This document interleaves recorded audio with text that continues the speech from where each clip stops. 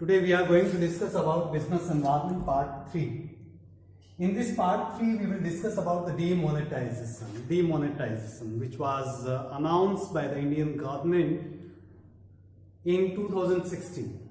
On 8 November 2016, our Prime Minister Shri Narendra Modi has announced that rupees 500 and rupees 1000 note will be banned. Means their legal tender will not be there after 8 नवंबर. तो आज हम बात करेंगे इसी demonetisation के बारे में कि आखिर डीमोनेटाइजेशन है क्या, उस डीमोनेटाइजेशन की फीचर्स क्या है, उसका मीनिंग क्या है और उसके क्या क्या इम्पैक्ट रहे इंडियन इकोनॉमी के ऊपर. We will discuss about that. In 2016, our Prime Minister Narendra Modi, these 500 rupees and 1000 rupees note, these are cancelled. Means there will be no legal tender of these notes after 8 November 2016. So we will discuss about that. So in this, first of all, what happened on demonetization? जो demonetization है उसमें क्या होता है उसके बारे में हम बात करेंगे. सबसे पहले on 8 November 2016, the government of India had announced that from today onwards, rupees 500 and rupees 1000 note will not be legal tender. Legal tender मतलब कि जो 500 रुपीस और 1000 रुपीस के जो नोट है वो आगे नहीं चलेंगे. फ्रॉम टुडे ऑनवर्ड्स, ये जो 8 नवंबर की डेट, जिस डेट को गवर्नमेंट ऑफ इंडिया ने ये अनाउंस किया कि 500 रुपीस और 1000 रुपीस के नोट जो है उनका लीगल टेंडर नहीं रहेगा, तो इट मीन्स क्या है कि 8 नवंबर 2016 के बाद ये 500 रुपीस और 1000 रुपीस के नोट जो है वो एक पेपर, एक कागज का टुकड़ा बन के रह गया. मतलब वो अब मार्केट में नहीं चलेंगे.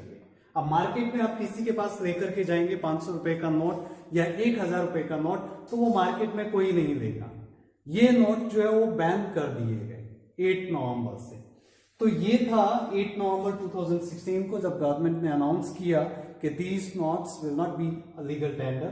उसके बाद जो है means that 500 and rupees 1000 note will not be accepted by anyone except the organization declared by the government.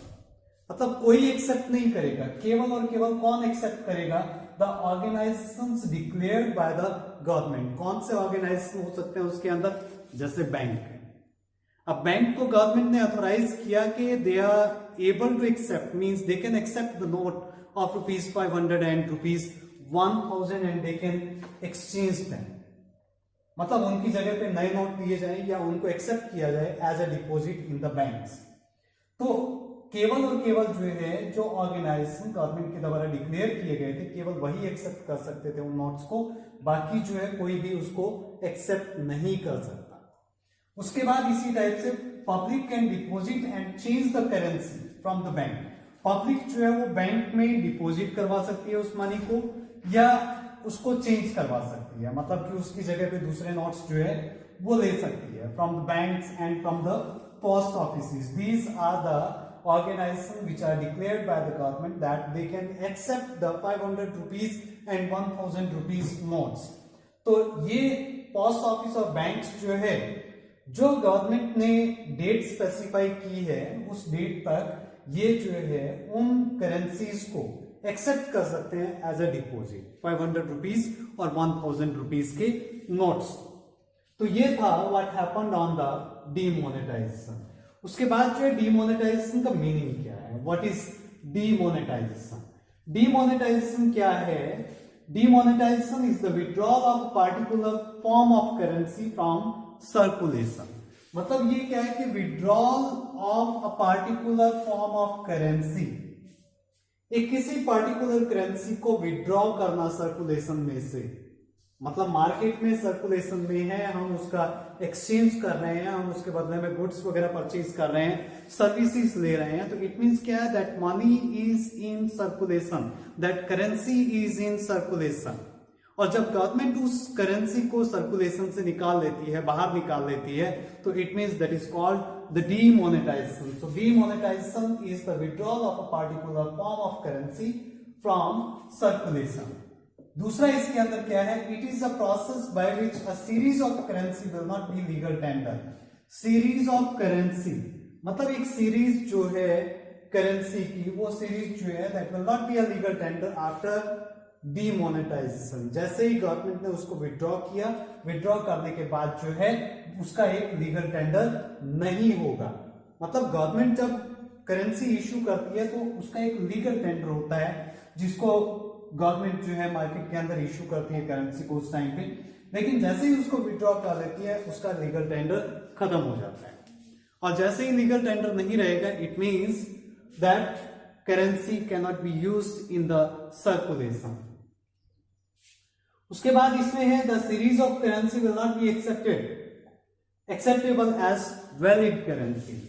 जो सीरीज सर्कुलेशन से बाहर कर दी गई है, जिसका लीगल टेंडर नहीं रहा है अभी, वो करेंसी क्या होगी, will not be acceptable as valid currency. वो एक वैलिड करेंसी के रूप में एक्सेप्टेबल नहीं होगी. कोई भी उसको जो है as a valid currency accept नहीं करेगा. तो ये है डीमोनेटाइजेशन का meaning. After this meaning of demonetisation, demonetisation की हिस्ट्री या बैकग्राउंड के बारे में हम जानना चाहेंगे कि इंडिया में जो है डीमोनेटाइजेशन का बैकग्राउंड क्या रहा है, डीमोनेटाइजेशन की हिस्ट्री क्या रही है. डीमोनेटाइजेशन ऐसा नहीं है कि इंडिया के अंदर ये फर्स्ट टाइम हुआ है. डीमोनेटाइजेशन उससे पहले भी इंडिया के अंदर हुआ है. This is not the first time an Indian currency is demonetized in India. Firstly कब हुआ था, earlier it was done in 1946. 1946 के अंदर डीमोनेटाइज किया गया था with complete ban of ₹1000 and ₹10,000 notes to deal with the unaccounted money, that is the black money. उसको unaccounted money की तरह डील किया जाएगा कि 1000 रुपए और 10,000 रुपए के जो नोट थे 1946 के अंदर, 1000 रुपए और 10,000 रुपए के नोट को जो है डीमोनेटाइज किया गया था.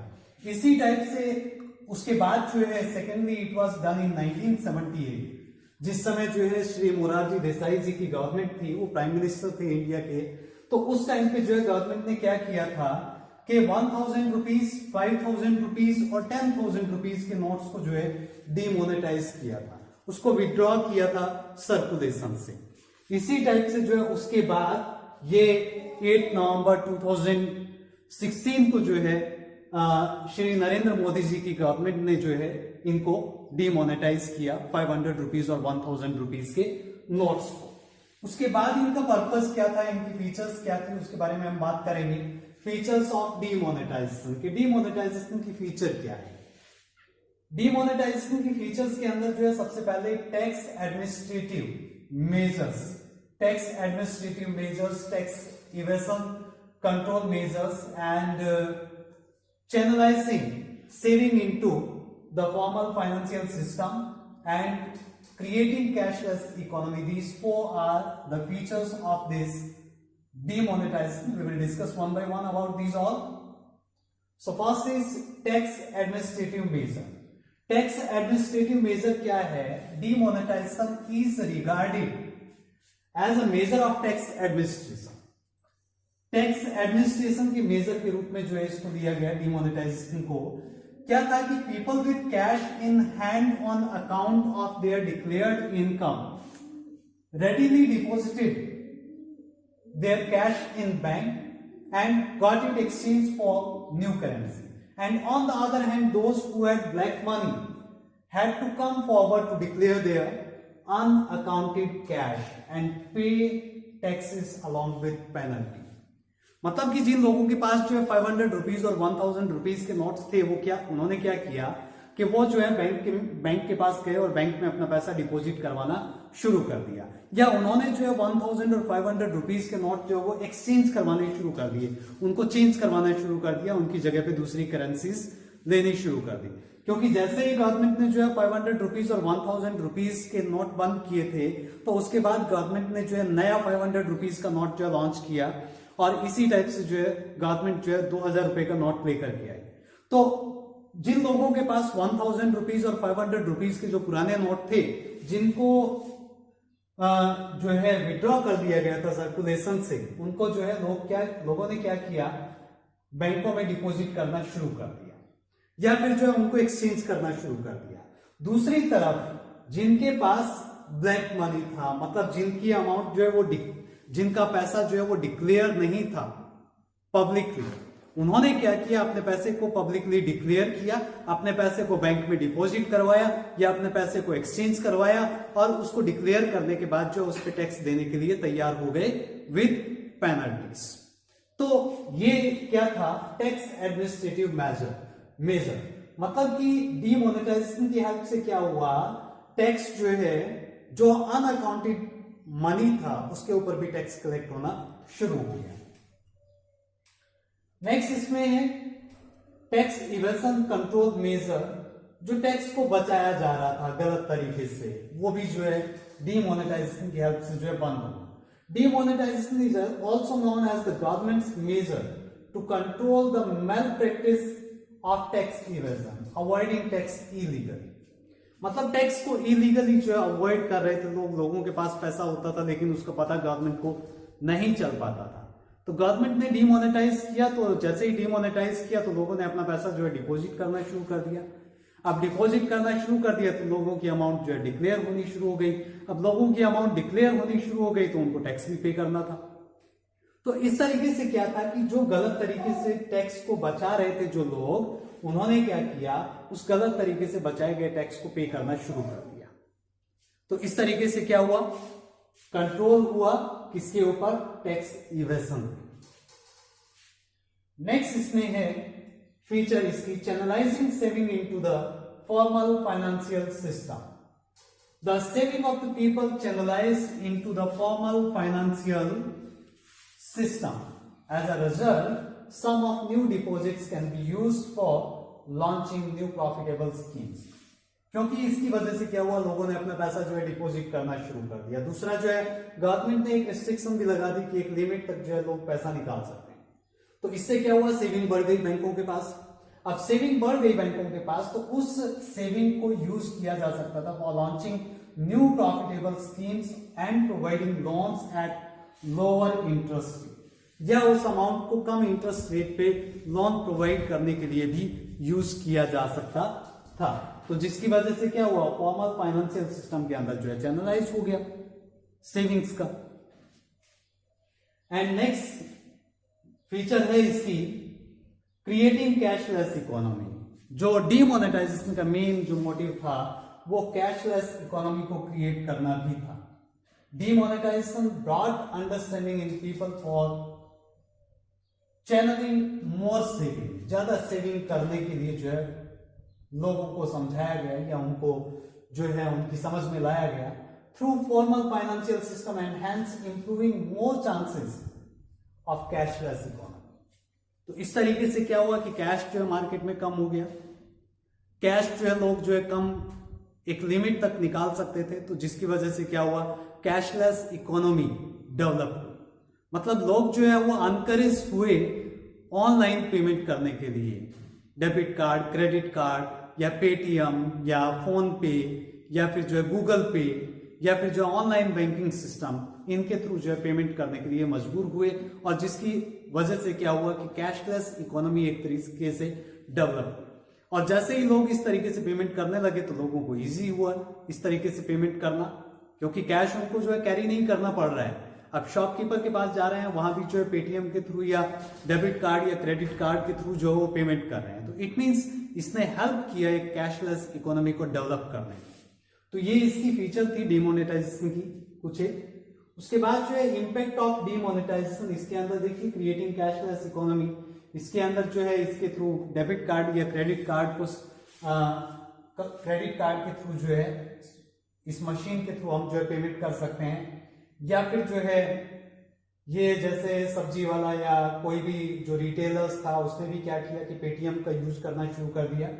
क्यूआर कोड है उसको स्कैन करो और उसके बाद जो है पेमेंट कर दो, या फिर जो ऑनलाइन बैंकिंग वगैरह का सिस्टम जो है वो शुरू हो गया, जिसकी वजह से जो है कैशलेस इकोनॉमी डेवलप हुई और पेमेंट करना ज्यादा इजी हो गया। नेक्स्ट इसमें इंपैक्ट ऑफ डीमोनेटाइजेशन। डीमोनेटाइजेशन के इंपैक्ट क्या है, इसमें कुछ एक इंपैक्ट है attack on black money holders. जो ब्लैक मनी होल्डर्स थे उनके ऊपर अटैक था डीमोनेटाइजेशन, कि उनके पैसे को बाहर निकालना, जो लोगों ने अपना पैसा जो है जमा करके रखा हुआ था एक ब्लैक मनी के रूप में, जो मार्केट में सर्कुलेशन में नहीं था, उस पैसे को सर्कुलेशन में लाने का मेन मकसद था डीमोनेटाइजेशन, मतलब उस ब्लैक मनी को जो लोगों ने जमा करके रखा हुआ है उस पैसे को बाहर निकालना। तो इसका इम्पैक्ट ये हुआ कि जो पैसा लोगों ने एज अ ब्लैक मनी रखा हुआ था वो पैसा बाहर आया और उसको जो है एज अ व्हाइट मनी जो है डिक्लेयर किया गया लोगों के द्वारा और बैंकों में डिपॉजिट करवाया गया और उसके ऊपर जो है टैक्स भी पे किया गया। दूसरा जो है इसके अंदर death nail to fake currency rackets. Fake currency rackets जो 500 रुपीज के जो नोट थे या 1000 रुपीज के जो नोट्स थे उसमें क्या था, एक फेक करेंसी, मतलब उसके जाली नोट मार्केट में अवेलेबल थे, जाली नोट चलन में थे, जिसकी वजह से क्या था कि जो करेंसी थी हमारी 500 रुपीज की या 1000 रुपीज की, उनकी जगह पे जाली नोटों का यूज किया जा रहा था।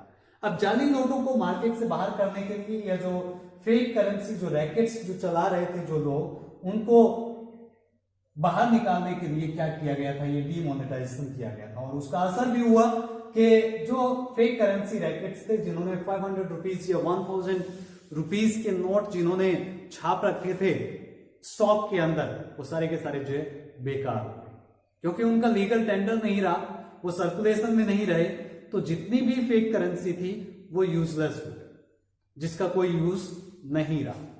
तो इस तरीके से जो फेक करेंसी रैकेट्स थे उनका बिजनेस जो है बंद हो गया। एंड ऑफ टेररिस्ट फंडिंग, जो टेररिस्ट को फंडिंग किया जाता था, ब्लैक मनी जो था लोगों के पास, वो ब्लैक मनी जो है टेररिस्ट को एज अ फंडिंग दिया जाता था, उनको मदद के रूप में दिया जाता था।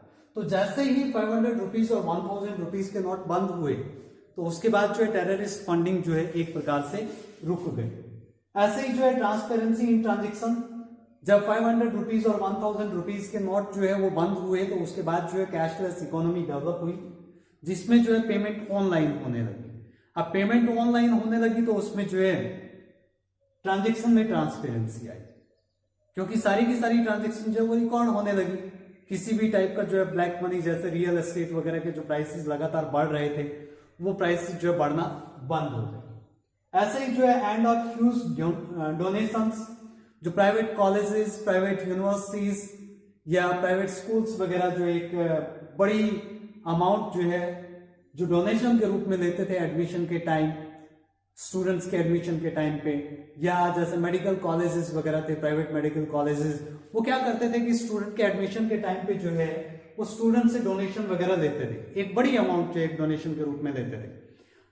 तो डीमोनेटाइजेशन से क्या हुआ कि जो ह्यूज डोनेशन की अमाउंट जो थी उसके ऊपर लगाम लगाई, उसको बंद किया गया टुवर्ड्स अ कैशलेस इकोनॉमी। और डीमोनेटाइजेशन जो है वो एक तरीके से क्या था, कैशलेस इकोनॉमी की तरफ एक कदम था, कि हम जो है एक कदम बढ़ाएं, one step towards the cashless economy. तो जैसे ही डीमोनेटाइजेशन हुआ और उसके बाद जो है कैश विड्रॉ करने की एक लिमिट गवर्नमेंट ने डिसाइड कर दी, तो उसने जो है लोगों को एनकरेज किया कैशलेस इकोनॉमी के लिए, ऑनलाइन पेमेंट के लिए। तो जिसकी वजह से क्या हुआ, कैशलेस इकोनॉमी डेवलप।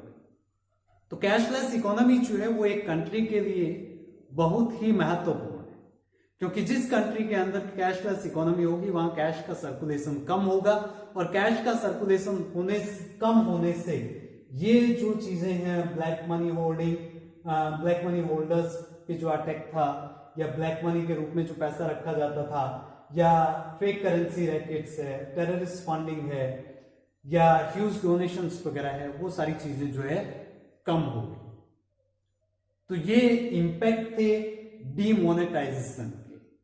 तो आज का हमारा जो टॉपिक था वो डीमोनेटाइजेशन था, जिसके अंदर हमने डीमोनेटाइजेशन क्या है, डीमोनेटाइजेशन का बैकग्राउंड क्या था, उसकी हिस्ट्री क्या थी इंडिया के अंदर, उसकी फीचर्स क्या थी, और उसके बाद जो है उसके इंपैक्ट क्या हुए। तो ये हमने आज के टॉपिक में पढ़ा। तो आज के टॉपिक में केवल इतना ही।